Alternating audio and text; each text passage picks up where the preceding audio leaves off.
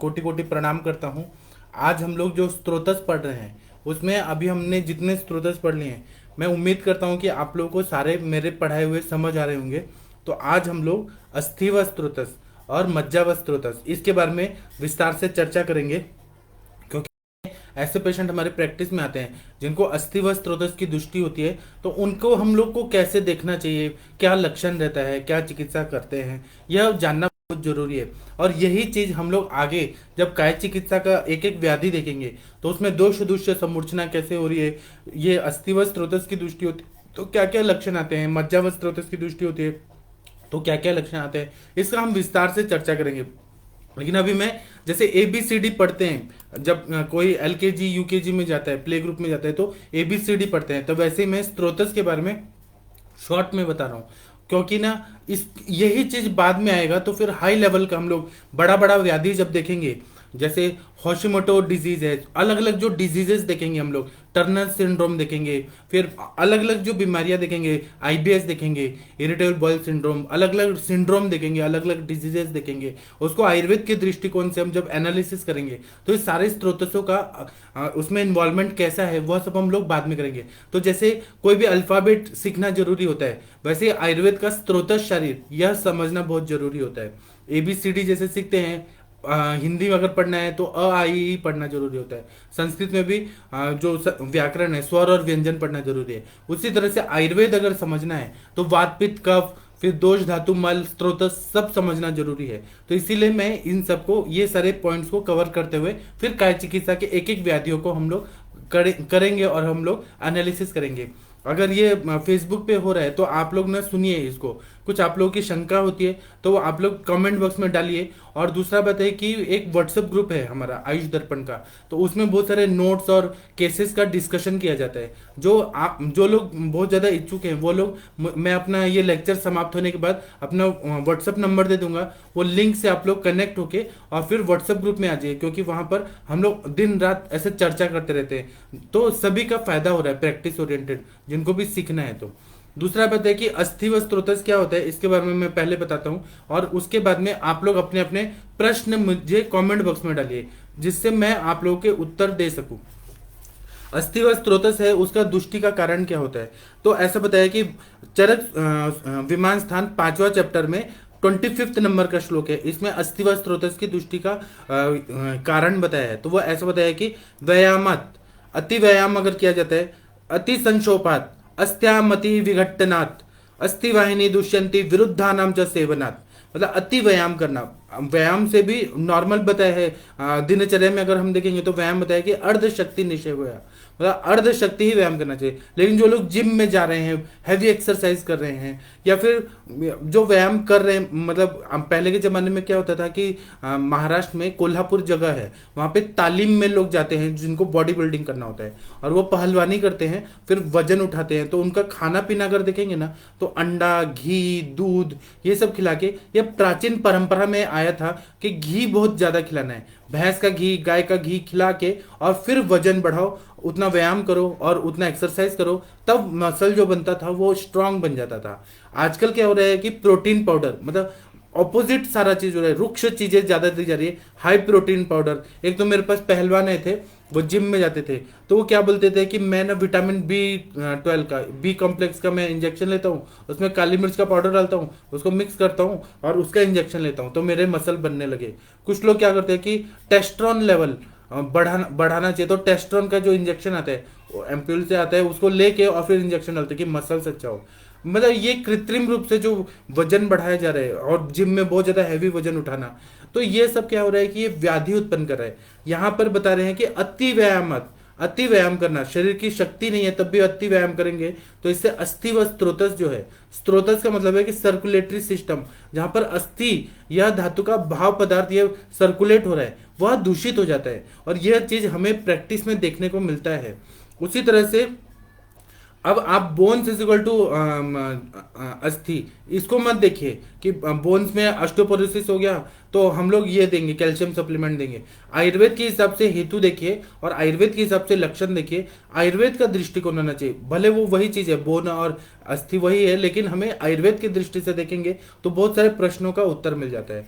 तो क्योंकि मेरे को एक फोन आया कि डॉक्टर साहब मेरे एक पेशेंट है, उनको इनफर्टिलिटी है, फीमेल पेशेंट है और उनकी शादी हो गई, उनको प्रेगनेंसी नहीं रह रही है और उनको मेंसेस के बाद ना, मेंसेस के टाइम और मेंसेस के बाद में भी बहुत ज़्यादा सीवियर पेन होता है। तो मैंने कहा कि आपने हेतु क्या निकाला? तो बोले कि ये तो मैंने निकाला ही नहीं।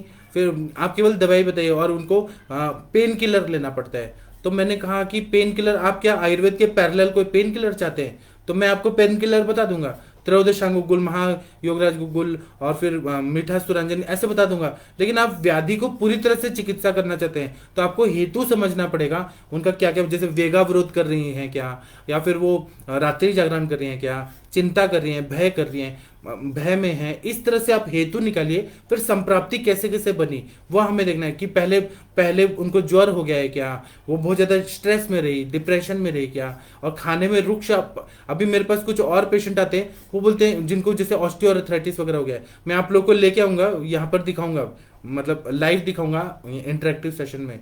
अभी 1-2 दिन का टाइम दीजिए, मेरे पेशेंट फुल हो रहे हैं, मतलब जो बताने वाले पेशेंट है। ऐसे तो बहुत सारे आ रहे हैं लेकिन वो लोग कन्विंस नहीं होते कि हम पब्लिकली अपनी बीमारी नहीं बताएंगे। लेकिन कुछ ऐसे पेशेंट आ रहे हैं जो बताने को तैयार हैं अपना व्याधि। तो बहुत सारे आज भी पेशेंट है जिनको ना लंबर स्पॉन्डिलोसिस है, फिर साइटिका का प्रॉब्लम है, ऐसे बहुत सारे पेशेंट है। तो उनका मैंने हिस्ट्री निकाला तो बचपन से उन्होंने ना दूध लिया है, ना घी लिया है, ना तेल लिया है, कुछ भी मतलब स्नेह पदार्थ खाया ही नहीं है, और दूध घी तो एकदम दूर ही रहते हैं। और ये लोगों को ऑस्टियोआर्थराइटिस, फिर उसके बाद में संधिवात और ये सारे प्रॉब्लम हो ही रहे। तो इसका कारण जो है, जो इसमें बताया कि अति व्यायाम करना, अति संक्षोभ होना, मतलब आघात हो जाना, अस्थियों में क्षोभ होना, बार बार चोट लगना। कुछ एक लड़का है मेरे पास, वो बोला कि सर मैं फुटबॉल खेलता हूँ और इतना चोट लगा है मुझे, इतना बार बार गिर रहा हूँ, और अभी मेरे को कंधे, एक साइड से कंधे और ये शोल्डर और कमर और घुटना, ये बहुत ज्यादा सीवियर पेन हो रहा है, और मुझे लिगामेंटल इंजरी भी हो गया है। वह भी अभी 1-2 दिन में आएगा, मतलब यहाँ प्लेटफॉर्म पे आएगा, उसका मैंने ट्रीटमेंट शुरू कर दिया है, वो 1-2 दिन में आएगा और वो अपना सब चीज बताएगा। जो भी मैं पेशेंट ठीक कर रहा हूँ ना, तो सारे पेशेंट अपना कन्विंस नहीं होते, मतलब वो राजी नहीं होते हैं कि हम पब्लिकली अपना बीमारी सबको बताएं। तो कन्विंस करने में बहुत टाइम लग रहा है, लेकिन वो आने वाले हैं, तो आप लोग उनसे डायरेक्ट पूछेगा, ऐसा पता चलेगा कि अति संक्षोभ हुआ है, मतलब चोट लगा हुआ है बार बार, जैसे फुटबॉल खेले, वॉलीबॉल खेले, क्रिकेट खेले तो बार बार चोट लगा है उनको, आघात बार बार हुआ है, अति व्यायाम किया है उन्होंने। उसके बाद में अस्थनामति विघटनात्, पढ़ने के मतलब बार बार गिरने की वजह से, और वातकर आहार विहार का सेवन कर रहे हैं, जैसे हाई प्रोटीन डाइट, फिर स्प्राउटेड जो दाल वगैरह, दाल और चना, मटकी, मूंग, ये जो स्प्राउटेड चीजें हाई प्रोटीन समझ के खाया जा रहा है, और घी का सेवन बहुत कम किया जा रहा है। उसी तरह से आघात होना, पतन होना, चोट लगना, ये सारे जो कारण रहते हैं अत्यंत आशुकारी रहते हैं। और इसका इफेक्ट, दुष्परिणाम ये होता है कि बाद में जैसे जैसे वय उम्र बढ़ते जाता है, फिर वो कमर दर्द और घुटने दर्द और ये सब बढ़ जाता है। इसी तरह से स्त्रियों में, माताओं में, बहनों में क्या होता है कि जब ये स्पाइनल एनेस्थीसिया दिया जाता है, क्योंकि आज आप देखेंगे तो नॉर्मल डिलीवरी कम हो रही है और ज्यादातर सीजरियन सेक्शन का परंपरा आ गया है। दूसरा है कि सिजरियन जब करते हैं तो स्पाइनल एनेस्थीसिया जब दिया जाता है L3 L4 में, तो उसके वजह से वो एक तरह से आघात किया जाता है। जब वो आघात किया जाता है नॉर्मल स्ट्रक्चर में, तो उसके वजह से कमर दर्द तो प्रॉब्लम बढ़ जाता है बहुत ज्यादा।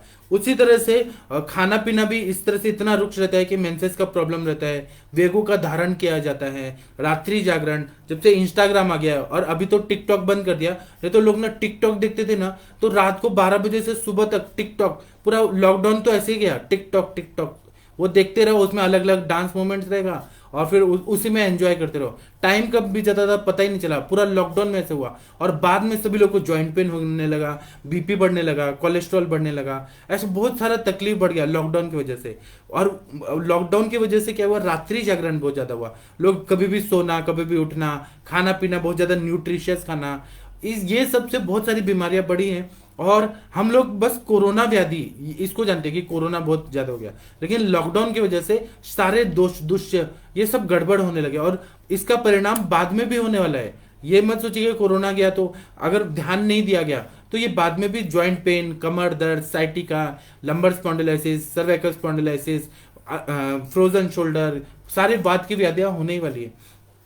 तो इसी तरह से ये सब जब किया जाता है तो अस्थि और वायु का आश्रय संबंध होता है।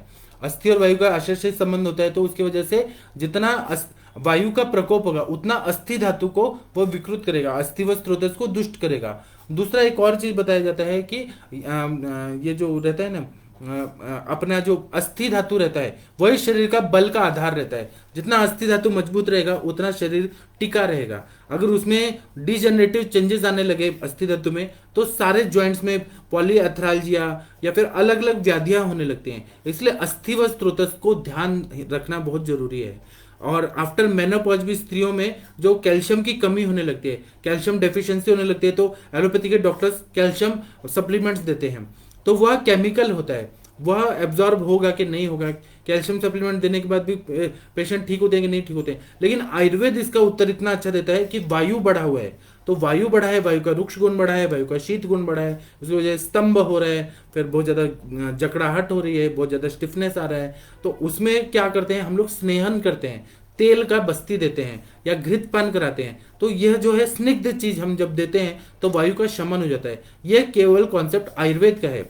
एलोपैथी में केवल फिजियोथेरेपी देते हैं, पेन किलर देते हैं जो पेन रिसेप्टर्स को ब्लॉक कर देते हैं, ब्रेन तक सिग्नल ही नहीं जाता, और डिफॉर्मिटी बढ़ते जाती है, बाद में सर्जरी करा देते हैं। और सर्जरी भी कैसे कराएंगे कि आर्टिफिशियल ये प्लेट बिठा देंगे कमर में और नट बोल्ट से जोड़ देंगे।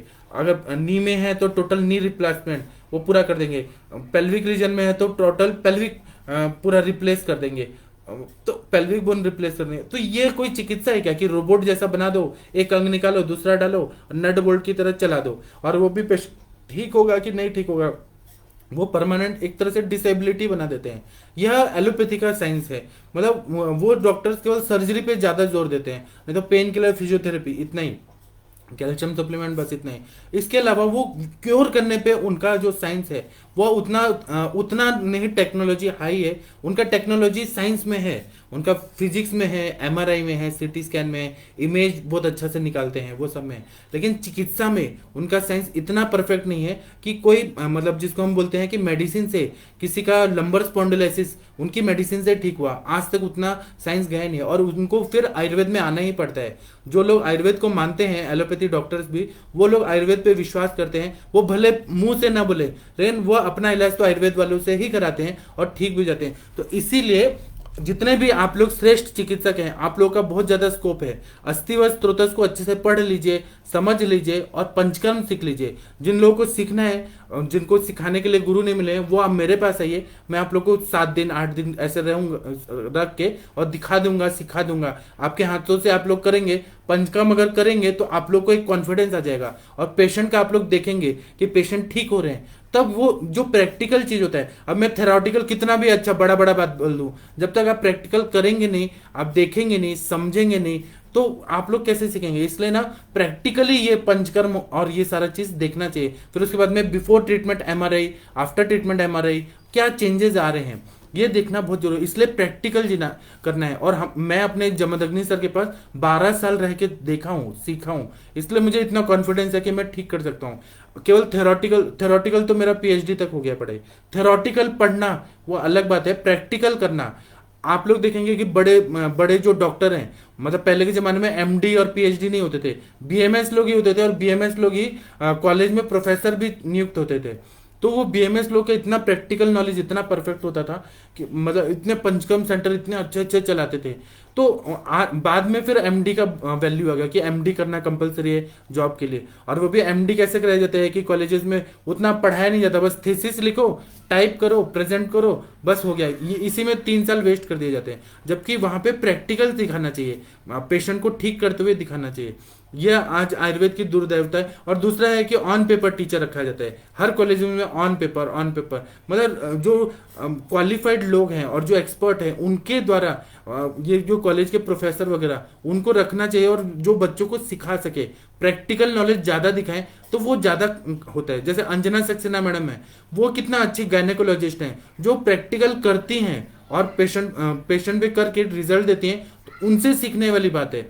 ऐसी नहीं कि थ्योरेटिकल कितना भी बोल दें और फिर, तो इसीलिए अस्थि व स्त्रोतस का आप लोग ज्यादा परफेक्ट करेंगे तो ये आपको ज्यादा यश देगा, कीर्ति देगा। और ऐसे ही पेशेंट हमारे पास आ रहे हैं। जितना आप लोग आईवीएफ इनफर्टिलिटी वगैरह पे ध्यान दे रहे हैं, उतना अस्थि व स्त्रोतस पे ध्यान दीजिए तो आपको ज्यादा फायदा होगा। इसी तरह से अस्थि और वायु में आश्रय संबंध रहता है, ये आप लोग को पता है। वात प्रकोप बहुत ज्यादा हो गया तो अस्थि व स्त्रोतस की दृष्टि होना निश्चित है। एवियन जो रहते हैं अवैस्कुलर नेक्रोसिस, उसमें भी वायु का प्रकोप रहता है। फीमर के जो हेड रहते हैं वहां पे वायु रुक्षता से बहुत ज्यादा ब्लड सर्कुलेशन नहीं होता है, इस्चेमिक चेंजेस होते हैं, वहां पे डिजेनरेटिव चेंजेस होते हैं, नेक्रोसिस होने लगता है। वह भी क्या है, वात व्याधि ही है। फिर ऑस्टियोआर्थराइटिस हो गया, और दूसरे दोष दुष्य समूर्छना से आमवत हो गया, वातरक्त हो गया, गाउटी अर्थराइटिस हो गया। इतने पेशेंट आज इंडिया में अगर देखेंगे तो ये अर्थराइटिस इतना ज्यादा बढ़ रहा है, और इतना ज्यादा बढ़ रहा है। अमिताभ बच्चन है, उसको भी कमर दर्द होता है, उसको भी घुटने का दर्द होता है। अगर आप लोग एक्सपर्टाइज हो गए तो आप अमिताभ बच्चन को ठीक कर सकते हैं ना, क्यों नहीं कर सकते हैं। वृद्धावस्था में जो यातना बचती है वो आप लोग दे सकते हैं, तो आप लोग का तो हमेशा ही ये सक्सेसफुल प्रैक्टिस हो जाएगा। इसलिए अस्थि व स्त्रोतस पे ध्यान दीजिए कि आपको प्रैक्टिकली सीखना है। जिनको नहीं सीखने को मिल रहा है, मैं आह्वान करता हूं आप लोग मेरे पास आइए, सीखिए। 7 दिन रहिए, 10 दिन रहिए, मैं खाना पीना खिलाऊंगा और आपको सिखाऊंगा, फिर ट्रेन करके भेज दूंगा। और आप फिर पेशेंट में देखिए, पेशेंट से सीखते रहिए, क्योंकि पेशेंट ही हमारे गुरु होते हैं, पेशेंट ही ईश्वर स्वरूप रहते हैं। उनका दुख व्याधि दूर करना ये सबसे बड़ा पुण्य का काम होता है। तो इसीलिए ना, और फिर दूसरा क्या है कि वृद्धावस्था में नैसर्गिक रूप से क्या होता है कि वायु का प्रकोप हो जाता है और अस्थि व स्त्रोतस दुष्ट हो जाता है। अब ये हेतु बता दिया मैंने, इसके बाद में मैं अब लक्षण बता रहा हूं। अस्थि व स्त्रोतस अगर दुष्ट हो जाते हैं तो चरक सूत्र स्थान में अस्थि प्रदोषज रोग ऐसा बताया है। सूत्र स्थान 28 चैप्टर में 13 नंबर का श्लोक, इसमें ऐसा बता रहे हैं कि अध्यस्त दंतो दंतास्थि भेद शूलम विवर्णता केश लोम नख समश्रु दोषाश्चास्ति प्रदोषजा।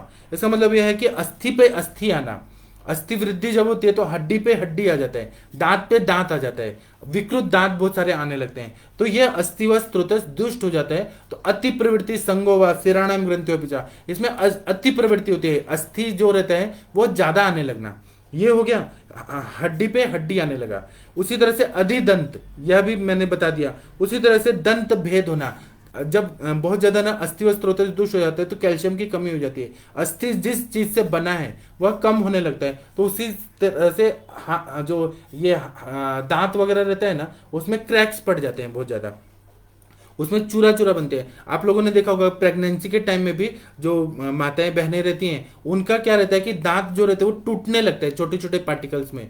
तो इसका मतलब है कि कैल्शियम का सप्लीमेंट देना चाहिए। तो आयुर्वेद में प्रवाल पंचामृत, प्रवाल पिष्टी, शंख भस्म, फिर कपर्दिक भस्म, मुक्ता भस्म, मुक्ता पिष्टी, ये सब हम लोग देते हैं जो कैल्शियम सप्लीमेंट रहते हैं। तो इससे क्या होता है कि वो कमी पूरी हो जाती है। आयुर्वेद तो ज्यादा बायोलॉजिकल है और ज्यादा मतलब प्रूवन है, जो ऋषि मुनि लोगों ने किया है। तो मॉडर्न का जो कैल्शियम सप्लीमेंट है वो केमिकल है, वो एब्जॉर्ब होगा कि नहीं होगा। हम लोग तो यहाँ भस्म बनाते हैं, मतलब पुट देते हैं और पूरा शोधन मारण करके और फिर उसकी गोलियां बना के देते हैं, तो ये ज्यादा सेफेस्ट रहता है। जो मृद भक्षण जन्य पेशेंट आते हैं ना, कि मिट्टी खाते हैं बच्चे, उनको कैल्शियम की कमी रहती है, या प्रेगनेंसी में भी लड़कियां बहुत ज्यादा मिट्टी खाती हैं, उनको कैल्शियम की कमी रहती है, तो उनको मृद भक्षण जन्य पांडु हो जाता है। लेकिन वो रोकना है तो हम लोग पहले से ही प्रवाल पंचामृत, गोदुग्ध भावित प्रवाल पंचामृत जब शुरू कर देते हैं तो कैल्शियम की कमी नहीं रहती है और उनका पूरा कैल्शियम अच्छा से रहता है, बोन्स अच्छे रहते हैं उनके। इसी तरह से अस्थि भेद होना, बहुत ज्यादा हड्डियों में दर्द होना, यह भी अस्थि व स्त्रोतस का दुष्टि का कारण होता है। कुछ लोग बोलते हैं कि हम कुछ काम भी नहीं कर रहे हैं, थोड़ा भी जाके आते हैं, हड्डी में इतना ज्यादा दर्द होता है, इतना ज्यादा दर्द होता है। यह सब अस्थि व स्त्रोतस, क्योंकि नरिशमेंट नहीं मिल पा रहा है, वायु का प्रकोप हो गया है। और भेदवत वेदना, वेदना जहां जहां हो रहा है वहां पे वायु घुसा हुआ है। एयर मॉलिक्यूल छोटे छोटे जो रहते हैं वह बहुत ज्यादा प्रेशर डालते हैं और प्रेशर की वजह से शूल होने लगता है। उसी तरह से दंत शूल होना, अस्थि शूल होना, फिर दंत का व्यवर्ण होना, पूरा शरीर में वर्णता होना। फिर केश जो है वह क्या बताए हैं, मल बताए, उपधातु बताए, केश लोम समश्रु या उपधातु बताए। तो कुछ लोग मल मानते हैं केश लोम को, कुछ लोग उपधातु मानते हैं। तो बाल झड़ना ये सब अस्थि व स्त्रोतस की दृष्टि की वजह, इसलिए हम लोग जब चिकित्सा करते हैं तो क्या देते हैं, कुकुटांग त्वक भस्म, प्रवाल पंचामृत, प्रवाल मुक्तापिष्ट, ये सब देते हैं जब बाल ज्यादा झड़ने लगते हैं तो। और इसमें पित्त की भी चिकित्सा करते हैं, क्योंकि खालित्य पालित्य में पित्त का प्रकोप होने की वजह से जो रूट रहता है वह बहुत ज्यादा वीक हो जाता है, तो बाल सफेद होने लगते हैं पित्त का प्रकोप से। तो पित्त की भी चिकित्सा करते हैं। और दूसरा ऐसा चीज देते हैं जो अस्थि व स्त्रोतस को पोषण करे। कुकुटांग त्वक भस्म जो है वो बहुत अच्छा काम करता है।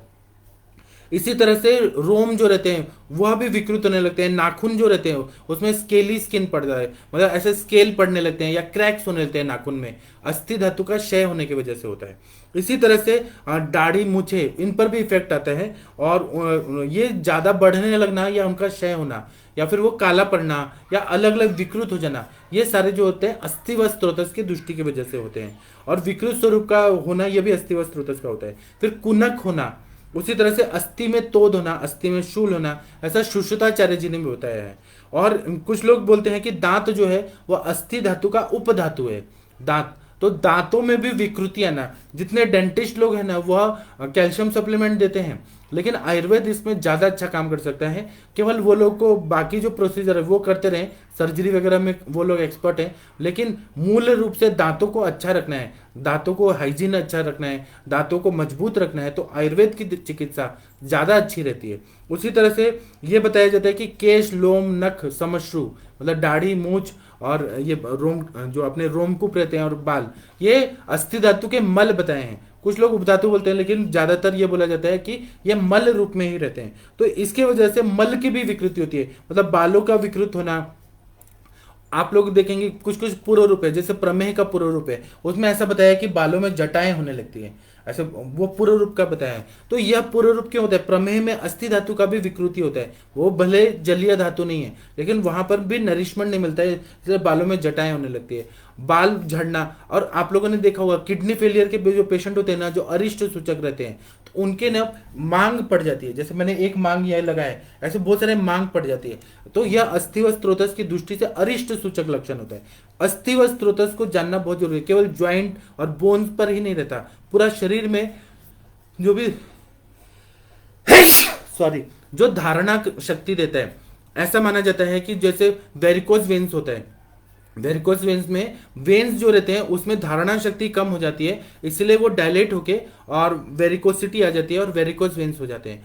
तो इसीलिए वहां पर अस्थि धातु को बल देने वाला चिकित्सा, जैसे तिक्तक क्षीर बस्ती दिया जाता है, क्षीर वाला तेल, सहचरादि तेल का वेरिकोज वेन्स में हम लोग बस्ती देते हैं, और प्रवाल पंचामृत, प्रवाल मुक्ता पिष्टी, ये सब देते हैं, तो वेरिकोज वेन्स में बहुत अच्छा फायदा होता है। और उसमें और ब्लड सर्कुलेशन को अच्छा करने के लिए नित्यानंद रस, फिर नित्यानंद रस, ताप्यादि लौ, चंद्रकला रस, ये सब दिया जाता है। उसी तरह से अस्थि धातु का विमार्गमन अगर हो गया, अपना स्त्रोतस छोड़ के अस्थि धातु कहीं और चला गया, तो जैसे फाइब्रोसिस हो गया, लीवर में भी फाइब्रोस्ट हो जाते हैं, सेल्स जो रहते हैं कैल्सिफिकेशन होने लगता है, सिस्ट फॉर्मेशन होने लगता है, फाइब्रॉइड होने लगता है अलग अलग जगहों पे, लंग्स में फाइब्रॉइड होने लगता है, फिर ब्रेस्ट में भी फाइब्रोएडिनोमा होता है। सब ये क्या होता है, मांस की दृष्टि होती है, अस्थि की दृष्टि होती है, मेद की दृष्टि होती है, इसको जानना बहुत जरूरी है। विमार्गमन जब होता है तो विकृति आने लगती है, इसीलिए अस्थि व स्त्रोतस, और इसीलिए हम लोग आयुर्वेद में अस्थि मज्जा पाचक देते हैं, जो अस्थि व स्त्रोतस और मज्जा व स्त्रोतस में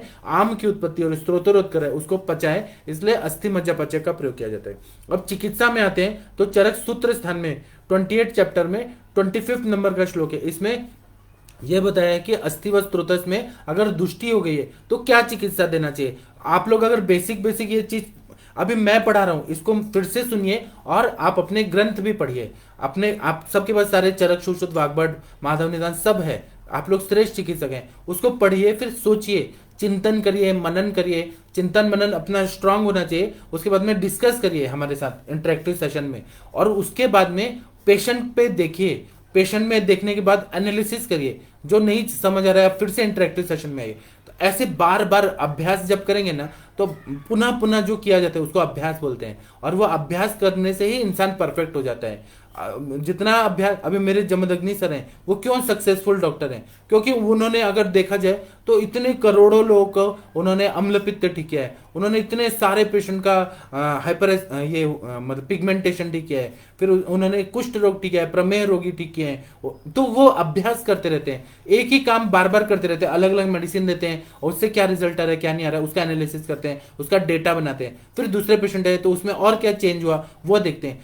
जितना प्रैक्टिस करते हैं उतना प्रैक्टिस बढ़ता भी है, उतने पेशेंट का फ्लो भी रहता है, और उतना अपना ज्ञान दृढ़ होता है। इसलिए पढ़ना चाहिए और प्रैक्टिस करना चाहिए, चिंतन मनन भी करना चाहिए। केवल फॉर्मूला बेस की जॉइंट पेन है, 4-5 ये दवाई दे दिया, हो गया, जाओ दूसरा दवाई है ये दो, ये फॉर्मूला बेस अगर करेंगे तो कभी आगे नहीं बढ़ पाएंगे। क्योंकि एक फॉर्मूला मिल गया तो एक बाण सभी पे चलाएंगे तो फिर जो अलग चैलेंजिंग केसेस है उसमें आप लोग कुछ ना कुछ गड़बड़ा जाएंगे, और वह सक्सेस नहीं देगा, यश कीर्ति प्राप्त नहीं होगा।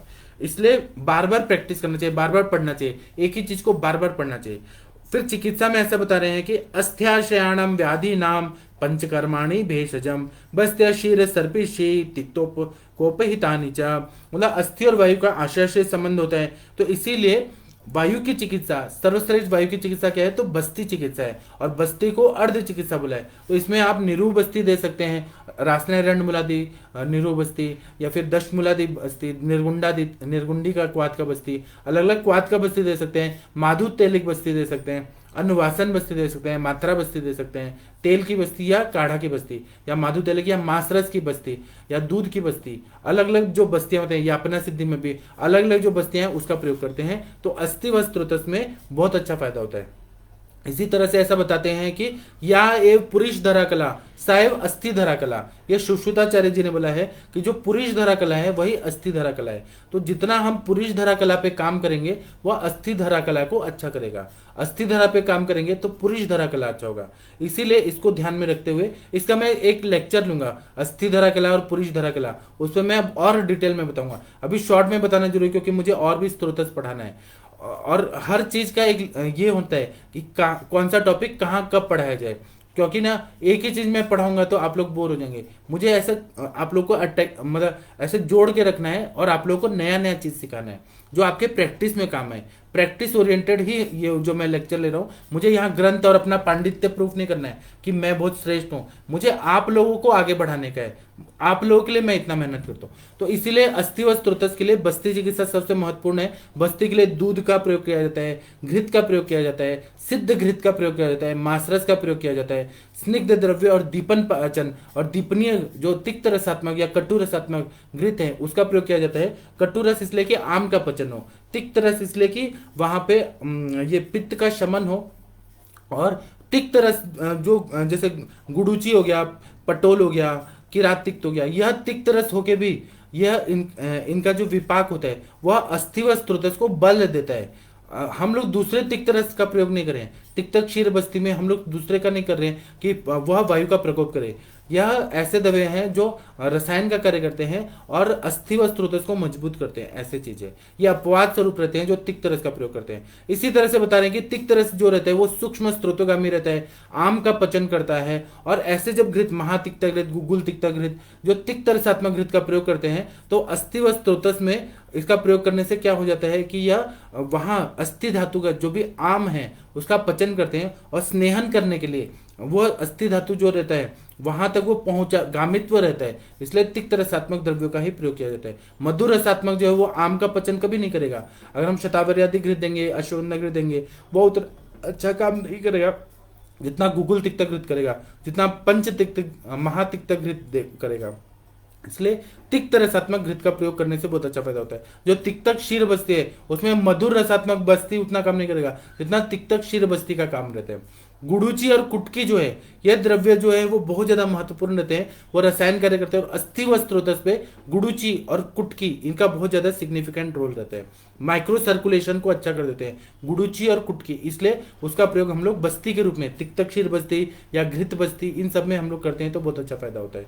तो इसीलिए अस्थि और वायु का जब दुष्टि होता है तो उसमें निरू बस्ती या अनुवासन बस्ती वेद सहायक मतलब अल्टरनेट करके और हमें देना चाहिए, इससे ना पेशेंट को बहुत ज्यादा रिलीफ मिलता है। इसके बाद में आ रहा है नौवा जो स्त्रोतस आ रहा है वो आ रहा है मज्जाव स्त्रोतस।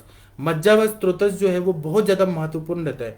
कुछ लोग मज्जाव स्त्रोतस को बोलते हैं कि पूरा शरीर का जो सेंट्रल नर्वस सिस्टम है, पूरा नर्वस सिस्टम है, उसको इंक्लूड किया जाता है। अब आयुर्वेद क्या कहता है मज्जाव स्त्रोतस की दृष्टि का कारण, वो हम लोग देखते हैं और उसके बाद में हम लोग एनालिसिस करेंगे। तो दुष्टि का कारण ऐसा बताया कि उत्पेक्षादित्यभिसंध्यात अभिघातात प्रपीड़नात् मज्जवाहिनी दुष्यंती विरुद्धानाम च सेवनात्। मतलब अवयव जो रहते हैं उसमें चोट लग जाना, उत्प्रेक्षण होना, मतलब जिस तरह से चीर लगाते हैं, जैसे गन्ना का छिलका निकाला जाता है, उसी तरह से कोई अंग को निकालना, या उत्क्षेपण होना, अभिघात होना, चोट लग जाना। जैसे कि बहुत सारे लोगों का आईज जो रहता है उसमें डैमेज हो जाता है, तो कहीं ना कहीं आंखों में चोट लगा रहता है, और यह मज्जा धातु का स्थान है आईज, तो वहां पे चोट लगना, इसलिए आंखों में तकलीफ होने लगना, फिर दिखने ब्लड विजन होना, फिर प्रपीड़न होना, अधिक अधिक अभिसंधि पदार्थ का सेवन करना। मांसव स्त्रोतस की दृष्टि में भी अभिसंधि पदार्थ का सेवन बताया है, और मज्जाव स्त्रोतस की दृष्टि में भी अभिसंधि पदार्थ बताया है, जैसे कि दही का सेवन करना, मिल्क शेक लेना, फिर मिक्स फ्रूट सैलेड खाना, फिर नमक ज्यादा खाना, भैंस का दही पीना, भैंस का दूध पीना, ये सब अभिसंधि रहते हैं। और फिर गाजर, मूली, ककड़ी, इसका सैलेड दही डाल के बहुत ज्यादा खाना, ये सब स्त्रोतोरोध करते हैं। फिर बेकरी आइटम्स खाना, यह भी अभिसंधि रहते हैं, बहुत ज्यादा स्त्रोतोरोध करते हैं। बेकरी आइटम्स जितना खाएंगे, कभी तो खा लिया तो ठीक है, लेकिन डेली डेली नहीं खाना चाहिए। और फिर विरुद्धासन करना, दूध और नमक, दूध और मछली, दूध और सरसों का तेल, दूध और ये जो विरुद्ध चीजें हैं, संयोग विरुद्ध हो गया, फिर देश विरुद्ध हो गया, फिर मात्रा विरुद्ध हो गया, प्रकृति विरुद्ध हो गया, साथ में विरुद्ध हो गया, ये इसका सेवन करते हैं। इसका डायरेक्ट इफेक्ट मज्जा धातु पे होता है, और उससे फिर मज्जा धातु जो रहता है वो वीक होने लगता है। बहुत सारे पेशेंट हमारे प्रैक्टिस में आते हैं जिनको मल्टीपल स्क्लेरोसिस रहता है, बहुत सारे ऐसे पेशेंट आते हैं जिनको एल्जाइमर्स डिजीज रहता है, बहुत सारे ऐसे पेशेंट आते हैं जिनको डीमेलिनेटिंग डिजीज रहता है, बहुत सारे ऐसे पेशेंट आते हैं जिनको मोटर न्यूरॉन डिजीज रहता है, पार्किंसन डिजीज रहता है। ऐसे जो मज्जा व स्त्रोतस की बड़ी बड़ी बीमारियां हैं, और इसको एलोपैथी बोलता है कि ऑटोइम्यून डिजीज है, उसका कोई इलाज नहीं है। आज तो आपको हंसी आएगा कि मेरे पास एक पेशेंट है, उनको कंधे में बहुत ज्यादा पेन हो रहा है। वो लड़का 22 साल का है और फुटबॉल खेलता था, और उसको चोट लग गया है कुछ, और उसको ना ये कंधे में बहुत ज्यादा पेन हो रहा है। तो डॉक्टर्स ने उनको फिजियोथेरेपी दिया। यहाँ पे आर्मी का एक बहुत बड़ा हॉस्पिटल है खड़की में, वहाँ पे वो रिहेबिलिटेशन सेंटर ही है, ऑर्थोपेडिक का बहुत, आर्मी का बहुत बड़ा हॉस्पिटल है। उसके पिताजी, बच्चे के पिताजी आर्मी का ऑफिसर है, तो वहाँ इलाज कराया गया, लेकिन उसको ठीक ही नहीं हो रहा। इतने सारे पेन किलर दे दिए, कुछ 4-5 साल से ट्रीटमेंट चल रहा है, फिजियोथेरेपी दे दिया, तब भी ठीक नहीं हो रहा है। तो डॉक्टर्स ने कहा कि अब तुम्हारा ये शारीरिक बीमारी नहीं है, साइकेट्रिक के पास जाओ। तो वो साइकेट्रिक के पास गया कि मुझे ये क्यों हो रहा है। साइकेट्रिक ने 1 साल तक दवाई दिया, मानस रोग तक जो रहते हैं ना, उन्होंने 1 साल दवाई दिया, फिर वो ठीक नहीं हो रहा है, तो वो बोल रहे हैं कि आपको थेरेपिस्ट करना पड़ेगा, मतलब उसको पागल बना के ही छोड़ेंगे, उसका दर्द ठीक नहीं हो रहा है। फिर उसने आयुष दर्पण पे मेरा यूट्यूब पे चैनल देखा, लेक्चर देखा, नॉन मेडिको है, लेकिन उसको इंटरेस्ट है, ढूंढते रहा। फिर वो आया तो वो मेरे पास बोल रहा है कि सर मैंने ना एनडीए का एग्जाम दिया है, नेशनल डिफेंस एकेडमी का, तो मैंने रिटर्न क्लियर कर दिया है, लेकिन मैं फिजिकल में उतना एलिजिबल नहीं हूँ, नहीं तो मुझे मेडिकली अनफिट कर देंगे। तो आप प्लीज़ मुझे जल्दी से जल्दी ठीक करिए, मेरा मार्च में फिजिकल होने वाला है, मुझे आप ठीक कर दिए। मैंने कहा मैं ठीक कर दूंगा, लेकिन आप ये साइकेट्रिक दवाइयाँ बंद करिए। और एलोपैथी के डॉक्टर्स ऐसे करते हैं, कुछ चीज नहीं हो रहा तो स्टेरॉइड दो, नहीं तो साइकेट्रिक के पास भेजो। ये क्या साइंस क्या है। और मैंने उससे पूछा कि आपने बचपन से घी खाया है, तेल खाया है, मिर्ची खाया है, क्या खाया है। तो उसने मुझे ये बताया कि तेल, मिर्ची, मसाला तो बहुत खाता है, लेकिन उसने कभी बचपन से दूध नहीं पिया, दूध से एलर्जी है उसको। एलर्जी मतलब असली में एलर्जी नहीं, उसको दूध पीना ही नहीं। उसकी मम्मी से पूछा तो वो बोले कि ये बॉर्नविटा वाला या इलायची डाल के बूस्ट, बॉर्नविटा, ये सब खाता ही नहीं है, इसको दूध ही नहीं चाहिए, घी भी नहीं चाहिए, घी से एलर्जी है, और डॉक्टर्स ने मना किया कि घी बिल्कुल नहीं खाना। तो अब इतना रुक्षता रहेगा, और खेलना कूदना बहुत ज्यादा है उसका, क्योंकि वो मतलब एयरफोर्स में जाना चाहता है, तो खेल कूद वगैरह तो चाहिए ही, फिजिकली फिट होना चाहिए, जिम में भी जाना। तो उसको फिर ये फ्रोजन शोल्डर होगा कि नहीं होगा, आप लोग खुद बताइए। तो ये जो स्नेहांश कम हो जाता है, और इसी तरह से जो अस्थि व स्त्रोतस की दृष्टि का कारण है, वह भी मज्जा धातु की दृष्टि का भी वही कुछ कुछ कारण है कि स्नेह न लेना। अभी आप लोग एनालिसिस करके मैं बताता हूँ कि जो लोग आईटी सेक्टर में काम करते हैं, तो वो लोग का आपने कभी देखा है एनालिसिस, बर्ताव, लोगों से बात करना, जो आईटी सेक्टर में सब आईटी सेक्टर में नहीं बोल रहा हूँ, जो लोग बहुत ज्यादा आइसोलेटेड रहते हैं कि केवल अपना काम करना है, और 5 दिन वो लोग जाते हैं, मंडे से लेके फ्राइडे तक वो लोग जाते हैं, और इतना वर्कलोड रहता है। जैसे इन्फोसिस के बड़े बड़े कंपनी वाले रहते हैं, इन्फोसिस हो गया, विप्रो हो गया, फिर उसके बाद टेक महिंद्रा हो गया, सत्यम कंप्यूटर्स, या फिर टाटा हो गया, टीसीएस हो गया, जो बड़े बड़े कंपनी वाले जो सॉफ्टवेयर इंजीनियर रहते हैं, उनका इतना काम रहता है, इतना टारगेट रहता है, वो टारगेट पूरा ही करना है। पेमेंट मिलता है ठीक है, लेकिन वो लोग आइसोलेटेड रहते हैं, सबसे मिक्स नहीं होते हैं, और वो सब्जी लेने में नहीं जाते। वो क्या करते हैं कि ऑनलाइन सब कर देते हैं, फ्लिपकार्ट अमेजोन वगैरह से आ जाता है उनके घर में, लोगों से मिलना जुलना नहीं है। उन लोगों में ममता प्यार ये सब भी नहीं रहता। क्यों? क्योंकि स्नेहांश की कमी हो जाती है, और मज्जा धातु जो है ना, वह ब्रेन में जैसे है, तो वहां स्नेहांश चाहिए। तो वो स्नेह जो रहता है, स्नेह मतलब प्यार मोहब्बत एक दूसरे से, वो मज्जा का क्षय हुआ रहता है, क्योंकि वैसा उनका काम रहता है। और इसीलिए अपने आयुर्वेद में बताया है कि जो लोग ब्रेन का बहुत ज्यादा काम करते हैं, अध्यापक हो गए, इंजीनियर हो गए, शिक्षक हो गए, जिनका ब्रेन का बहुत ज्यादा काम है, उनका मज्जा स्नेहांश कम होने लगता है, मज्जा का क्षय होने लगता है। अगर ध्यान नहीं दिया तो सेरेब्रल एट्रोफी होने लगता है, फिर वायु के बहुत सारी बीमारी होती है। इसलिए घृतपान बताया है, आप लोग देखेंगे तो आपको बताएगा। अनुवासन बस्ती, आस्थापन बस्ती बोला है कि उनको देना चाहिए, जिनका मज्जा पे बहुत ज्यादा काम आता है। अब ये जो है ना, ये सारा बता रहे हैं कि अस्थि भंग होने की वजह से भी मज्जा की दुष्टि हो जाती है, क्योंकि अस्थि धातु का उत्तरोत्तर धातु मज्जा धातु है।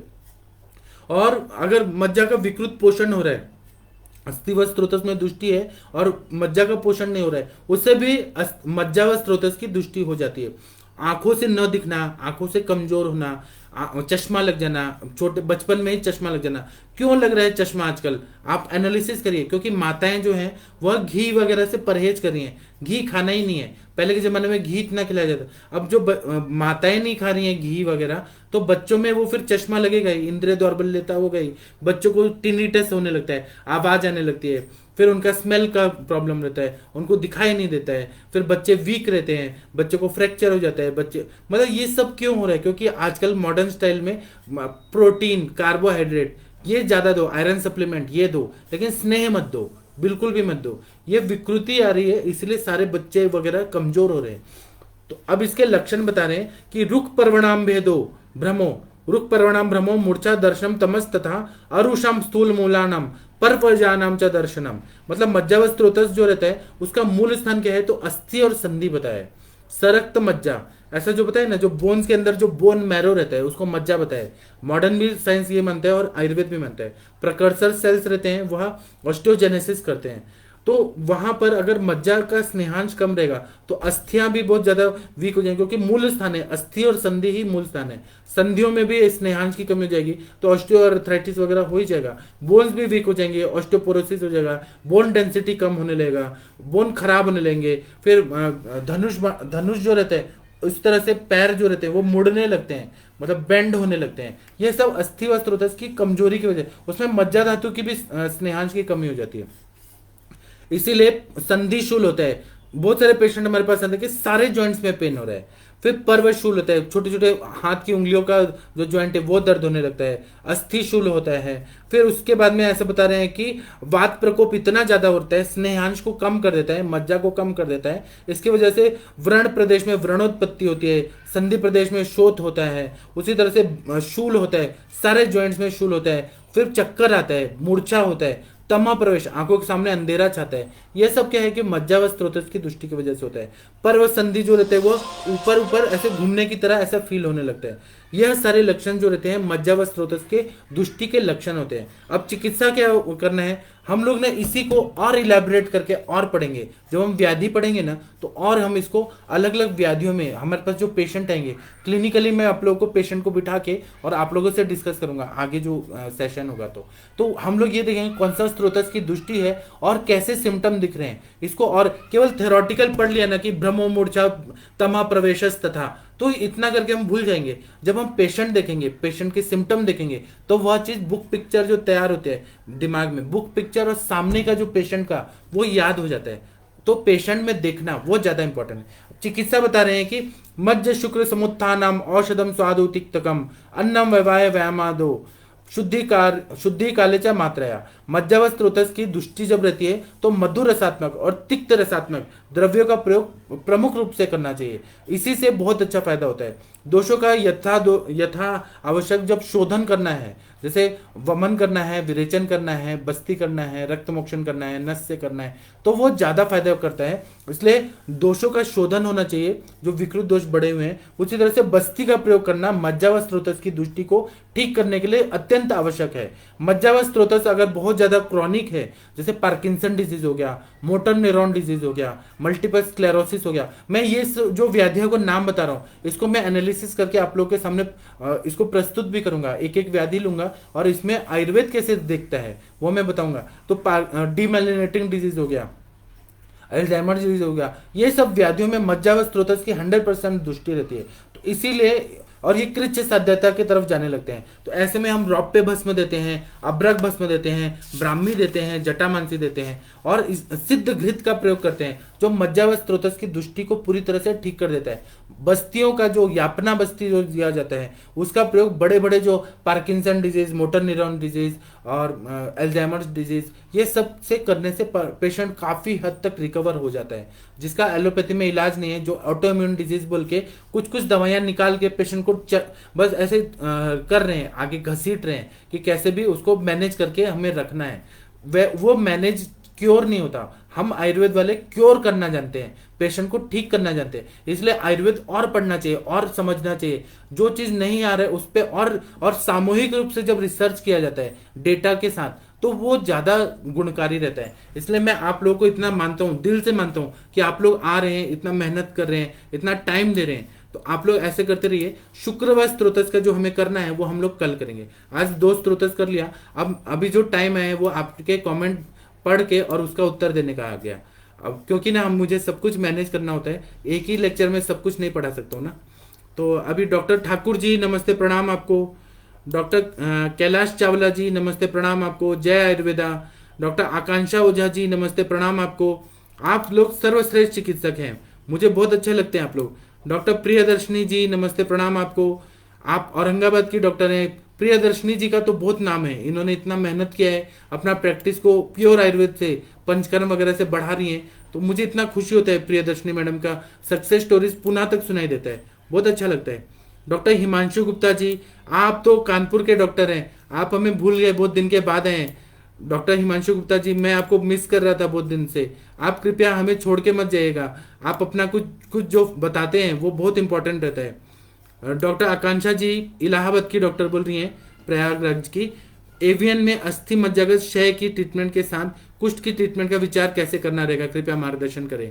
इस पे जब रिसर्च किया गया, हिस्टोपैथोलॉजिकल चेंजेस जब आते हैं एवियन में, नेक्रोसिस होता है और उसमें विकृत विकृत देखा जाता है, तो वो अस्थिगत कुष्ठ के सारे सिम्टम उसमें मैच होते हैं। इसीलिए उसमें महातिक्त घृत दिया जाता है, फिर पंचतिक्त घृत गुगुल दिया जाता है। जो कुष्ठ की चिकित्सा है वो यहाँ पर दिया जाता है, तो बहुत अच्छा फायदा हो जाता है।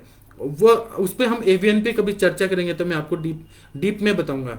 डॉक्टर ठाकुर जी बोल रहे हैं कि एक बात समझ नहीं आती, माता बहनें सीजेरियन की बात बोलते हैं कि हमारा ऑपरेशन के बाद वजन बढ़ गया।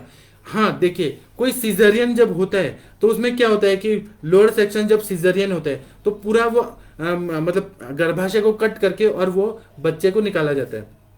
सिंपल लैंग्वेज में मैं बता रहा हूँ। तो फिर क्या होता है कि वायु जो है वो प्रवेशित हो जाता है वो स्थान पे, और उसको शमन करने के लिए बस्ती या फिर घृत पान नहीं कराया जाता है। अब एयर मॉलिक्यूल्स तो आशय में घुस गया है ना, वो एयर मॉलिक्यूल जो रहते हैं छोटे छोटे जो गोल गोल जो एयर मॉलिक्यूल्स रहते हैं, वो शरीर के मेद धातु में जाके और मेद धातु को बहुत ज्यादा, मेद की अग्नि को प्रदीप्त करते हैं और जो मेदो रोग का जितना संप्राप्ति है वो घटित करने लगते हैं। तो बहुत भूख लगने लगती है और केवल विकृत मेद ही बनने लगता है। एयर मॉलिक्यूल जो रहते हैं वो विकृत स्वरूप में वहां एक्यूमुलेट होते हैं। तो जो ओबेसिटी आती है सीजरियन के बाद, उसका कारण यही है कि सीजरियन वो होने के बाद घृत पान न करना, बस्ती न लेना और मेदावृत वात, इस तरह के सिम्टम आने लगते हैं। पीसीओडी में भी जो रहता है, जो वजन बढ़ता है, पीसीओडी में जो मेंसेस नहीं आ रहे क्लियर होके, और उसमें भी मेदावृत वात रहता है। मेद को आवृत क्या है, मेदावृत वात मतलब वायु को आवृत किया है मेद ने, और वायु को मेद ने किया है, मेद को वायु ने किया है। एक दूसरे को आवरण कर करके और फुलाते रहते हैं।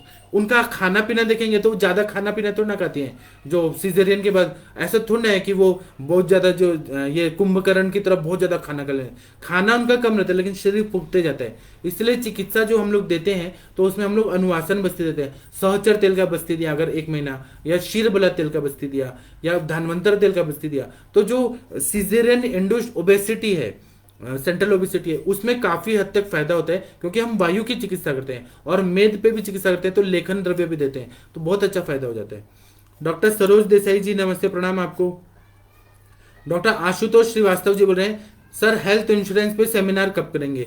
तो एक ना डॉक्टर मोनिका जी आती हैं, डॉक्टर मोनिका वत्स जी, वो ना इंश्योरेंस कंपनी में ही काम करती हैं। तो मैं उनसे रिक्वेस्ट करता हूँ कि वो एक लेक्चर लें, क्योंकि मैं इंश्योरेंस का भी मैं सब बात बताऊँ, मैं ऑलराउंडर तो नहीं हूँ ना। जो इंश्योरेंस कंपनी में काम करते हैं उनको ज़्यादा जानकारी होती है। तो मैं मोनिका मैम से बोलता हूँ और उनका एक लेक्चर अरेंज कराएंगे हम लोग। डॉक्टर आकांक्षा जी बोल रही हैं कि सर इन ग्रोइंग नेल्स की ट्रीटमेंट का विचार कैसे करना है। तो इन ग्रोइंग नेल्स जो रहते हैं, जो भी नेल्स की विकृति होती है, नाखून की विकृति होती है, वह अस्थि धातु के मल की विकृति होती है।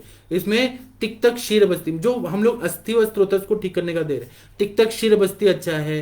फिर उसके आप केवल ट्रीटमेंट पूछ रहे हैं इसलिए मैं बता रहा हूँ। तो तिक्तक क्षीर बस्ती अच्छा है, फिर गुगुल तिक्तक घृतम अच्छा है, नरसिंह रसायन अच्छा है, अगर हम लोग इसमें देखेंगे प्रवाल पंचामृत अच्छा है, फिर उसके बाद अस्थि मज्जा पाचक अच्छा है, काशीस भस्म अच्छा है, फिर कुकुटांग त्वक भस्म अच्छा है, फिर उसके बाद में कपर्दिक भस्म, जो सुधाकल्प जितने हैं, कपर्दिक भस्म, मुक्ता भस्म, शंख भस्म, प्रवाल पिष्टी, ये सब अगर दिया जाए। और एक दिन में नेल्स का ट्रीटमेंट नहीं होता है इनग्रोइंग नेल्स का, इसको हमें 9 महीने देना पड़ता है।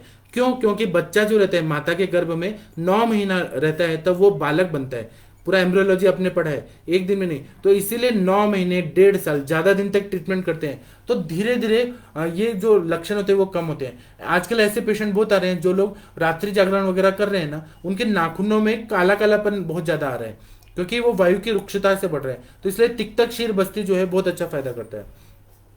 मैं आप सभी लोग के प्रश्नों का उत्तर देना चाहता हूं। डॉक्टर रूपाली वाघमारे जी बोल रहे हैं कि तिक्तक क्षीर बस्ती can be given in diabetic patient without आम पाचन डेली। 100% दिया जाता है। तिक्तक क्षीर बस्ती में जो द्रव्य है वही खुद आम पाचन करते हैं। आप ना जैसे गुड़ुची हो गया, आम पाचन नहीं करता है क्या? किरात तिक्त आम पाचन नहीं करता है क्या? पटोल आम पाचन नहीं करता है? वह आम पाचन नहीं करता है और संप्राप्ति को भी भंग करता है। इसलिए आप दीजिए, बहुत अच्छा फायदा होगा। डॉक्टर विनीता चौहान जी नमस्ते प्रणाम आपको। डॉक्टर गौतम जी नमस्ते प्रणाम आपको। वैद्य आरती शर्मा जी नमस्ते प्रणाम आपको। डॉक्टर पूजा जी बोले हैं एवियन में स्वर्णकल्प कौन सा काम करेगा? इसमें बृहद्वाद चिंतामणि अच्छा काम करता है। मैं जो बता रहा हूं उसका मैंने यूज किया इसलिए मैं बता रहा हूं। स्वर्ण भूपति रस अच्छा काम करता है। एवियन अगर जीर्ण ज्वर की वजह से हुआ है तो जय मंगल रस बहुत अच्छा काम करता है। फिर बृहद्वाद चिंतामणि, त्रैलोक्य चिंतामणि, स्वर्ण मकर ध्वज, स्वर्ण सारे वसंत काल में स्वर्ण मालिनी वसंत, लघु मालिनी वसंत और वसंत कुसुमाकर। एवियन अगर डायबिटीज की वजह से हो रहा है तो वसंत कुसुमाकर रस बहुत अच्छा काम करता है। स्वर्ण मालिनी वसंत तो बहुत अच्छा काम करता है। इस तरह से हम लोग जब स्वर्ण कल्प देते हैं ना, या सादा स्वर्ण भस्म भी दे दिया तो वह भी बहुत अच्छा एवियन में फायदा करता है। ऐसे तो बहुत सारे हैं लेकिन ये ज्यादातर यूज होता है तो उसका ज्यादा अच्छा रिजल्ट आता है। डॉक्टर हंसराज साहू जी नमस्ते प्रणाम आपको। डॉक्टर अमित वर्मा जी नमस्ते प्रणाम आपको। डॉक्टर सचिन शर्मा जी नमस्ते प्रणाम आपको। वैद्य विमल कुमार चौधरी जी नमस्ते प्रणाम आपको। डॉक्टर आदर्श कुमार जी नमस्ते प्रणाम आपको। डॉक्टर प्रमेश मिश्रा जी नमस्ते प्रणाम आपको। डॉक्टर कुसुम पांडे जी नमस्ते प्रणाम आपको। डॉक्टर कुसुम पांडे मैम जो है ना, वो जौनपुर में बालों का चिकित्सा करती हैं, केश आयुर्वेद करके। तो ये बालों पे बहुत अच्छा व्याख्यान दे सकती हैं। इनका अनुभव इतना अच्छा है मैम का, तो हम इनको कभी बुलाएंगे। ये केश आयुर्वेद, क्योंकि अस्थि व स्त्रोतस के बात है तो बालों पे भी हमें जानना जरूरी है। इनको हम जरूर बुलाएंगे, ये बताएंगी। डॉक्टर सुवर्णा जी नमस्ते प्रणाम आपको। डॉक्टर योगेश्वर जी नमस्ते प्रणाम आपको। डॉक्टर रविराज जी नमस्ते प्रणाम आपको। डॉक्टर अशोक यादव जी नमस्ते प्रणाम आपको। डॉक्टर सविता जी नमस्ते प्रणाम आपको। Doctor Rajendra Kundra ji thank you आपका। डॉक्टर अजय सिंह जी नमस्ते प्रणाम आपको। डॉक्टर अनुप्रीता शिंदे बोल रही हैं मज्जा व स्त्रोतस की दृष्टि से सब भ्रम का अब क्या है कि पूरा नर्वस सिस्टम जो है, पूरा अपना जो मोटर नर्व, सेंसरी नर्व, ये सब क्या है, मज्जा तंतु ही तो है ना। अगर वहां पे मज्जा का क्षय होगा तो चक्कर जरूर आएगा ना। जो हम लोग जागृत हैं, हम लोग कॉन्शियस हैं, क्योंकि मज्जा धातु अच्छा है हमारा। अगर मज्जा का क्षय हो जाएगा, मज्जा व स्त्रोतस में स्त्रोतो दुष्टि हो जाएगा तो ब्लड सर्कुलेशन और मज्जा का कार्य अच्छा से नहीं हो पाएगा। मज्जा का कार्य नहीं होगा तो भ्रम आना तो जरूरी है। वहां पे वायु का प्रकोप है। और भ्रम जो रहता है वो दो टाइप का रहता है, एक वात वाला रहता है, एक पित्त वाला रहता है। पित्त वाला जो रहता है उसमें, ये शारंगधर में बताया है, पित्त वाला जो रहता है वो उसमें ऐसा लगता है कि हम लोग इधर हैं और पूरी दुनिया घूम रही है। और एक जो रहता है उसमें पूरी दुनिया स्थिर रहती है, हम घूम रहे हैं। हम जो घूम रहे हैं वो वायु वाला रहता है। ये दोनों जो रहते हैं ना, ये वायु और पित्त वाला, इसमें एक ब्रह्महरि गण है, वो मैं बाद में बताऊंगा। लेकिन मज्जा व स्त्रोतस के इसमें इन्वॉल्वमेंट रहता है। हम लोग कॉन्शियस हैं, मैं आप लोग को पढ़ा रहा हूँ क्योंकि मेरा मज्जा अच्छा है। अगर मज्जा का क्षय हो जाएगा तो मैं पढ़ा नहीं पाऊंगा, मुझे चक्कर आएगा, मैं बेहोश हो जाऊंगा, मृत्यु भी हो जाएगा। पूरा नर्वस सिस्टम जो है, मज्जा ही, ब्रेन का सारा काम जो हो रहा है वो मज्जा से ही तो हो रहा है। इसलिए इसको ध्यान में रखिए। डॉक्टर अशोक जी बोल रहे हैं कि अगर मज्जा व स्त्रोतस सही करें तो जी में शुक्र धातु जिसमें 0 काउंट होगा उसका यूज होगा, 100% होगा। उत्तरोत्तर जो धातु है वो अच्छा होगा। अगर मज्जा व स्त्रोतस में आप काम करेंगे, जैसे तिक्तक शीर बस्ती देते हैं तो उससे स्पर्म काउंट नहीं बढ़ता है क्या? जरूर बढ़ता है। शीर बला तेल का हम लोग बस्ती देते हैं स्नेहन करने के उद्देश्य से, और वो भी अस्थि व स्त्रोतस को ठीक करने के उद्देश्य से। शीर बला तेल यहाँ देते हैं मज्जा धातु को अच्छा करके, वो शुक्र धातु को अच्छा करता है, स्पर्म काउंट अच्छा हो जाता है, मोटिलिटी अच्छा होता है। तो इसलिए एक स्त्रोतस का काम किया, दूसरे स्त्रोतस पे उसका इफेक्ट होता ही है। डॉक्टर दीप्ति जी बोल रही हैं कि after spinal anaesthesia got spinal headache, which स्त्रोतस एंड स्त्रोतो दृष्टि हाउ टू ट्रीट। अब अगर स्पाइनल एनेस्थेसिया देने से स्पाइनल हेडेक वगैरह जो हो रहा है, इसका मतलब यह है कि वहां पर वायु का प्रकोप है। सबसे पहले तो वायु का प्रकोप है। स्त्रोतस अगर देखेंगे तो वहां पर अस्थि व स्त्रोतस भी है, मज्जा व स्त्रोतस भी है। इन दोनों स्त्रोतसों पे हम लोग देखेंगे अस्थि और मज्जा, क्योंकि एनेस्थीसिया कहाँ दिया गया है, स्थान कौन सा है, स्थान वैगुण्यता कहाँ हो रही है, तो अस्थि व स्त्रोतस में हो रहा है। और संधि जो है और अस्थि है वो मूल स्थान किसका है, तो अस्थि व स्त्रोतस का है। संधियों में जब दिया जा रहा है तो ऐसा होगा, तो और उसका इफेक्ट मज्जा पर होता है। तो ये हो गया। और इसमें वायु का प्रकोप होता है, इसलिए शूल होना, वायु का प्रकोप हो रहा है इसलिए शूल होना यह वायु की वजह से होता है। तो दोष दृष्टि यही है कि वायु, अस्थि, मज्जा। कभी कभी अगर पित्तवर्धक आहार विहार का सेवन किया तो पित्त शिरशूल होने लगेगा, अगर कफवर्धक किया जाए तो कफज। तो हमें ये देखना है अनुबंध दोष कौन सा है, अनुबंध दोष कौन सा है, स्वतंत्र व्याधि क्या है, परतंत्र व्याधि क्या है, और अनुबंध और अनुबंध है। इस पर मैंने माधव निदान में आज बताया था सुबह, कल मैं और अच्छे से बताऊंगा कि मेन दोष कौन सा है। मेन दोष जो रहते हैं वो अनुबंध रहते हैं, और उससे अनुबंधित जो जुड़ा हुआ दोष रहता है वो अनुबंध दोष रहता है। और ट्रीटमेंट क्या करना है, और ट्रीटमेंट दीप्ति जी पूछ रहे हैं, तो इसमें जो अस्थि व स्त्रोतस के लिए हम बस्ती देते हैं।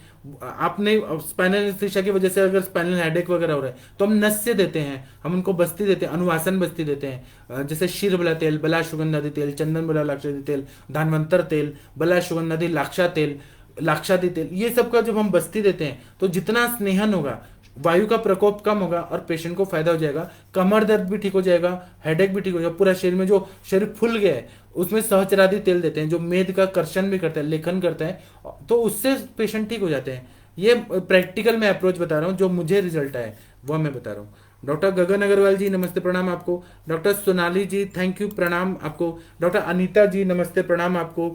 आप वशिष्ठ मुनि की वो हैं, मतलब अंश हैं, तो हम आपको प्रणाम करते हैं। वशिष्ठ मुनि जो थे वो रामचंद्र भगवान के गुरु जी थे, और अनीता मैम जो है वो वशिष्ठ मुनि के जो संतान संतान संतान जो आते हैं ना, डिसेंडेंट्स जो बोलते हैं, वो अनीता मैम है, इसलिए मुझे बहुत अच्छी लगती है अनीता मैम। डॉक्टर विनय जी नमस्ते प्रणाम आपको। डॉक्टर अभिषेक मिश्रा जी नमस्ते प्रणाम आपको। डॉक्टर स्वाति जी नमस्ते प्रणाम आपको। डॉक्टर स्वाति जी ने एमडी किया हुआ है पंचकर्मा में भारतीय विद्यापीठ से, और इतना अच्छा प्रैक्टिस करती हैं बड़ौदा में। जिन लोगों को बड़ौदा में मैम से सीखना है वो स्वाति बर्वे जी से सीखिए, बहुत अच्छा बताएंगे आपको। डॉक्टर सोनाली जी बोल रहे हैं मज्जाशय पेशेंट में घृत पान कैसे दें और मात्रा कैसे निर्धारित करें, कितने दिन दें, शमन स्नेहन कौन सा दें। मेरे पास देखिए ऐसे पेशेंट जब आते हैं ना, तो हम पहले मैं दीपन पाचन करता हूँ। घृत पान कराना है तो मैं कभी कभी उनको 10 ml तक देता हूँ सुबह शाम, कभी कभी मैं 25 ml तक देता हूँ, और कभी कभी बस्ती वगैरह नहीं ले रहे मज्जाशय में, उनको मैं साल भर घृत पान कराता हूँ। सिद्ध घृत का पान 1 साल 2 साल 3 साल 4 साल कंटिन्यू करना है। और जो लोग नॉनवेज खाते हैं उनको मज्जा, मतलब बकरे का जो भेजा होता है, सिर होता है, वह हम लोग खिलाते हैं, या फिर प्राणियों का जो ब्रेन रहता है वह खिलाते हैं। तो वो क्योंकि घृत तेल वसा मज्जा, ये तो हमारे बताया है ग्रंथों में, तो मज्जाशय में सामान्य सामान्य से वृद्धि होती है, इसलिए मज्जा खिलाते हैं। जो लोग वेजिटेरियन है तो उनको तिक्तक क्षीर बस्ती ये दिया जाता है। घृतपान के बारे में पूछ रहे हैं तो हम लोग अश्वगंधा घृत पिलाते हैं। और मेन हम लोग तिक्तघृत, पंच तिक्तघृत, गुगुल तिक्तघृत, नरसिंह रसायन। नरसिंह रसायन जो है ना वो मक्खन में बनाया हुआ घृत है, वो मक्खन से बनाया हुआ घृत है। वो इतना फायदा करता है, रीजनरेट करता है मज्जा सेल्स को। अगर हमने उसमें सहस्त्रपुटी अभ्रक भस्म दे दिया, चांदी का भस्म दे दिया, पंचामृत लौ गुगुल दे दिया, तो मज्जाशय अगर देखा जाए तो आज के जमाने में मज्जाशय जो रहता है वो सेरेबल एट्रोफी, सेरेबेलम एट्रोफी ऐसे केसेस रहते हैं, या फिर मल्टीपल स्क्लेरोसिस जो रहता है, पियामेटर ड्यूरामेटर में बहुत सारा स्क्लेरोसिस हो जाता है, पूरे शरीर में होता है, तो पेशेंट को उठना बैठना चलना फिरना इसमें डिफिकल्टी होती है। तो इसलिए मज्जा पे काम करना है तो स्वर्णकल्प है, जैसे ये स्वर्ण मालिनी वसंत है, वसंत कुसुमाकर रस है, बृहत्वत चिंतामणि रस है, त्रैलोक्य चिंतामणि रस है, सिद्ध स्वर्ण मकर ध्वज है, ये सब हम देते हैं। और घृत का तो इंपॉर्टेंस है ही उसमें, क्योंकि मज्जा जो रहता है वो स्नेह के और मज्जा का आश्रय संबंध रहता है। आश्रय संबंध ऐसे नहीं बताए, मतलब वो स्नेहांश जो रहता है वो मज्जा में रहता है, तो जितना घृतपान करेंगे उतना मज्जाशय में उतना फायदा होगा। डॉक्टर अनीता जी बोल रहे हैं कि नेल्स की विकृति अस्थि गांठ वात के कारण होती है सर। जी ये मैं नहीं बता रहा हूँ, ये चरक संहिता में बताया है। जो भी नेल्स की विकृति होती है, अस्थि की गांठ होती है, इसमें हमें अस्थि व स्त्रोतस को अच्छा करना है। उसमें स्त्रोतोरोध होता है, अति प्रवृत्ति संगोवा, शिराणायाम ग्रंथियों पिवा, ये जो बताया है बेसिक चीज बताया है उसको समझ के अस्थि व स्त्रोतस को शुद्ध करना है। इसलिए बस्ती हम लोग जो देते हैं, आस्थापन बस्ती देते हैं, अनुवासन बस्ती देते हैं, तो ये केवल हमारे कोष्ठ की शुद्धि नहीं करता है, स्त्रोतसों में जाके, जैसे तिक्तक क्षीर बस्ती है वो क्या करता है, स्त्रोतसों में जाकर वहां पर आम का पचन करता है और वहां से कचरा को निकाल के बस्ती प्रत्यागम में निकालता है, वो होता है। तो नेल्स की विकृति में तिक्तक क्षीर बस्ती का प्रयोग करके मैंने देखा है 3 महीने में नेल्स इतने अच्छे होते हैं, अस्थि की जो गांठ होती है पर्व संधि में वो पूरी तरह से ठीक हो जाती है। तो आप ऐसा करके दीजिए। कैल्केनियन स्पर वगैरह जो रहता है वो अस्थि की विकृति ही रहती है, उसमें आप लोग चिकित्सा करते हैं, रक्त मोक्षण वगैरह कर रहे हैं, लेकिन ये भी करके देखिए। और इसमें हम लोग लाक्षादि गुगुल का प्रयोग करते हैं, तो नेल्स की विकृति बहुत अच्छे से लाक्षादि गुगुल का कवर कर लेता है। ये आप करिए, बहुत अच्छा फायदा होगा। डॉक्टर अनुरिता जी नमस्ते प्रणाम आपको। डॉक्टर गोपाल कुमार जी नमस्ते प्रणाम आपको। डॉक्टर रूपाली जी बोल रहे हैं थैंक यू सर जी, यू इंस्पायर मी अलॉट, प्रणाम। मैं आपको क्या, मेरे जमदग्नि सर इतने अच्छे हैं ना, मैं जो भी हूँ जमदग्नि सर का ही सब बता रहा हूँ, इसलिए मैं अपने गुरु जी को प्रणाम करता हूँ। जो भी मैं बोल रहा हूँ वो मेरा ज्ञान नहीं है, मेरे गुरु जी का ज्ञान है। Doctor Anurita ji thank you आपका। डॉक्टर ठाकुर जी नमस्ते, थैंक यू आपका। डॉक्टर हेमंत शाह जी नमस्ते प्रणाम आपका। सोनाली जी बोल रहे हैं कि आवृतवाद के ऊपर लेक्चर लीजिए। जी मैं इस पे जरूर लेक्चर लूंगा। बलविंदर जी नमस्ते प्रणाम आपको। अब मैं क्या करता हूँ, अपना नंबर देता हूँ, जिन लोगों को व्हाट्सएप ग्रुप में आना है वो ये ग्रुप मेरे को व्हाट्सएप में मैसेज करिए, मैं आपको लिंक दूंगा आयुष दर्पण का, और आप लोग आ जाइए। तो आप लोगों को व्हाट्सएप ग्रुप में बहुत सारे नोट्स वगैरह मैं दे रहा हूँ आजकल डेली, वो सब आप लोगों के लिए है। ये देखिए मैंने दे दिया, और एक फ्री इंटरेक्टिव सेशन होगा अभी 8 बजे से, तो उसका मैं पासवर्ड और आईडी दे देता हूँ, क्योंकि फ्री में है तो आप सभी लोगों का स्वागत है। आप लोग जूम से ज्वाइन हो सकते हैं या फेसबुक से ज्वाइन हो सकते हैं। जिनको प्रश्न पूछना है डायरेक्ट, तो आप जूम का ऐप डाउनलोड कर लीजिए, और सभी लोग का स्वागत है। आप जूम फुल कर दीजिए, आप लोग को बहुत मजा आएगा। आप लोग का स्वागत है। आप लोग कुछ भी पूछिए, बात क्या होता है, पित्त क्या होता है, बेवकूफ जैसे प्रश्न पूछिए, आपको उत्तर दिया जाएगा। और दूसरा बात है कि आप लोग हमारे हैं, हमारा फैमिली मेंबर है, तो हम आपके साथ हैं, इसलिए हम आपके साथ बात करना चाहते हैं। आपको जो डिफिकल्टी आ रही है आप हमसे पूछिए। देखिए मैंने आपको पासवर्ड आईडी दे दिया है, तो अभी का मैं लेक्चर समाप्त करता हूँ। 2 मिनट बाद इंटरेक्टिव सेशन शुरू होगा, तो मैं भी आ जाता हूँ थोड़ी देर के बाद। प्रणाम सभी लोगों को, कोटि कोटि प्रणाम।